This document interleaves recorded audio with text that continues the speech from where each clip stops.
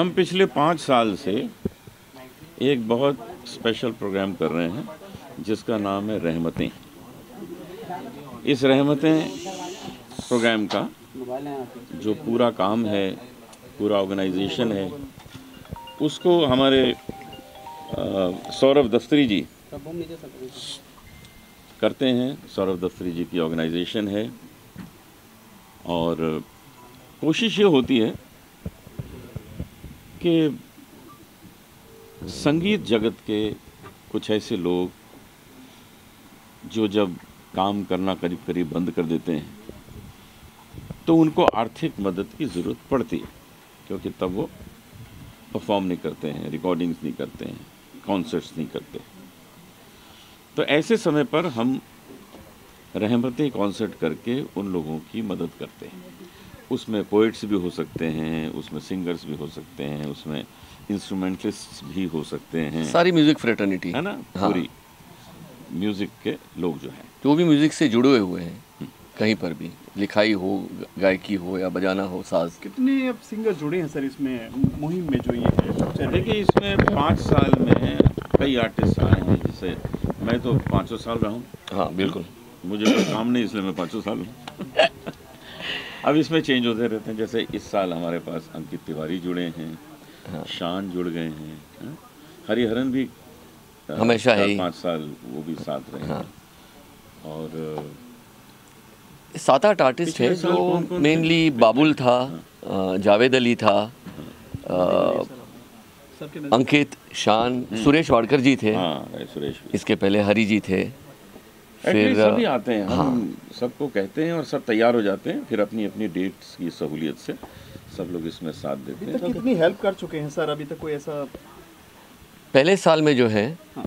हमने करीबन 7 लाख रुपए की हेल्प की थी। किसकी? दूसरे साल किसके कौन? इसमें हमने खयाम साहब को पैसा दिया था। जा। फिर राजेंद्र नीना मेहता करके गज़ल के जो ड्यूओ होते थे तो उनको हमने पैसा दिया था। तो पहले साल इनको हमने दिया था। दूसरे साल में हमने 40 मेडिक्लेम की फैसिलिटी दी थी, काफ़ी अलग अलग मुख्तलिफ आर्टिस्टों को दी थी हमने। तीसरे साल में हमने 17 लाख कैश दिया था और अबाउट 21 से 22 मेडिक्लेम दी थी, 21 मेडिक्लेम दी थी। इस साल हम लोग 20 लाख कैश देंगे और मेडिक्लेम भी देंगे। ये सिंगर क्या टोटल फ्री आपके लिए करते हैं सर? ये कि ये जी। चार्ज करते हैं आपसे? नहीं, मेरे लिए फ्री करते हैं पूरा। सर ये आइडिया किसका था? अगर ये इनिशिएटिव के बारे में थोड़ा सा बताएं, आपकी किसने सबसे पहले ये आपको आइडिया दिया था या फिर कैसे ये एग्जीक्यूट हुआ? जुड़ते जाएं। क्योंकि ये आइडिया 5 साल तो हो ऐसे चुके हुआ हैं इस चीज़ कि एक बार बिस्मिल्लाह खान साहब का मैंने इंटरव्यू पढ़ा था पेपर में, तो उसमें उन्होंने कहा था कि आप मुझे भारत रत्न मत दीजिए। उनको भारत रत्न से नवाजा गया था। उसकी जगह मुझे पैसा दे दीजिए क्योंकि मेरे पास पैसे नहीं हैं।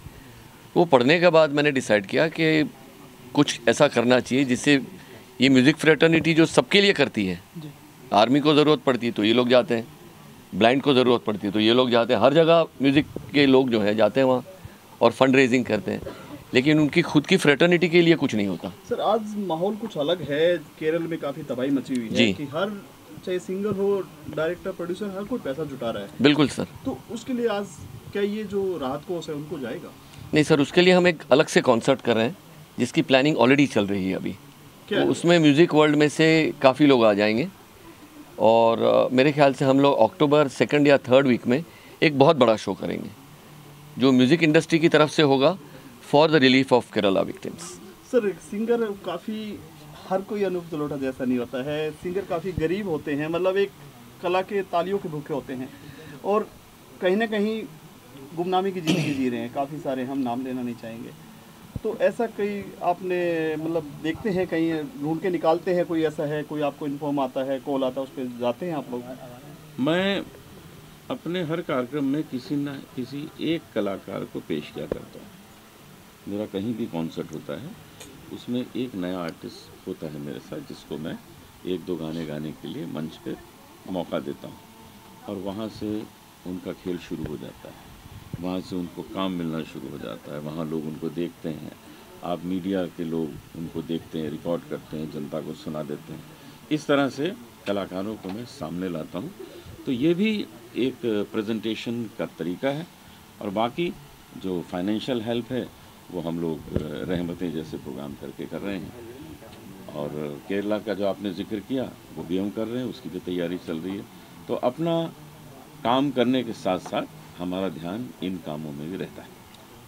और सर ज़्यादा पे क्या कहना चाहेंगे दर्शकों को, कुछ मैसेज? मैं यही कहना चाहूँगा कि इस तरह के जो प्रोग्राम्स होते हैं आप लोग ध्यान रखा करिए, सब लोग उसमें आके मदद किया करिए, क्योंकि हम जानते हैं कि आप डायरेक्ट जो है किसी को मदद नहीं कर पाते हैं, किसको दिया जाए, किस आर्टिस्ट को दिया जाए।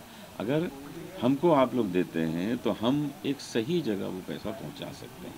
यही काम हम 5 साल से कर रहे हैं, आगे भी करते रहेंगे। आप सबका सहयोग चाहिए। Thank you. Thank you, thank you.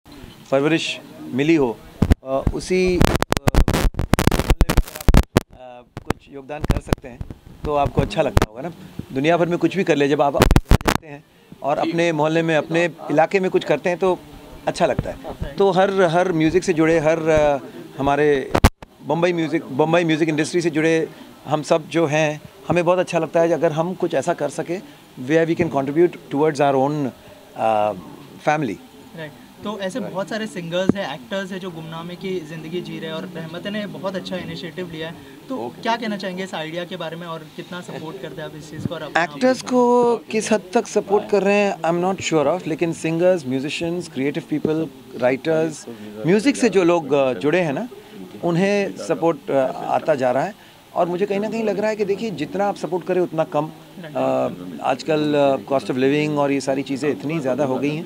I think the thought is more important. और कहीं ना कहीं अभी षणमुखानंद हॉल है, कितना कलेक्शन है, क्या मैथ्स है, I don't know, but whatever comes everything is put on to a check, everything is audited and everything is put forward to. और इसी वजह से हम सब आगे आते हैं, फ्री ऑफ कॉस्ट आके परफॉर्म करते हैं, क्योंकि इट्स अ गुड थिंग।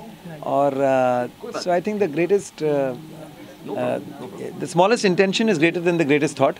तो ये इंटेंशन बहुत अच्छी है एंड इसलिए हर कोई इससे जुड़ना पसंद करता है। और ऑडियंस भी बहुत सिर्फ जुड़ना पसंद तो करता हूँ, लेकिन एक डर रहता है क्योंकि इसमें ज़्यादातर बहुत ही दिग्गज और बहुत ही हमारे सीनियर कलाकार हैं, अनूप जी हैं, हरी जी हैं, तो उनके साथ एक ही मंच पर परफॉर्म करना मेरे लिए बहुत ज़्यादा टेंशन वाली बात हो जाती है, क्योंकि उन्हें ही सुनकर हमने काफ़ी चीज़ें सीखी हैं।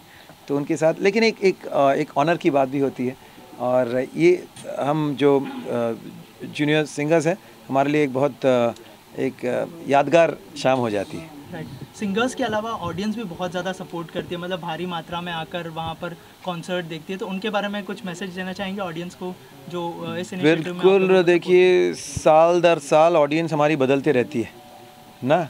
जो लोग जुड़ चुके हैं वो तो जुड़ चुके हैं, लेकिन हम चाहते हैं कि और लोग जुड़ें, और इस वजह से ही ये प्रेस कॉन्फ्रेंस और आप सबका साथ चाहिए, ताकि आप सब लोगों तक ये मैसेज पहुंचाएं। साथ साथ of course musically it is going to be a very very enriching experience.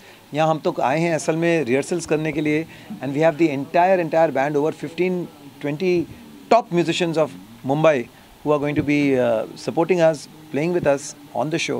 So musically बहुत ही लाजवाब ये प्रोग्राम होगा।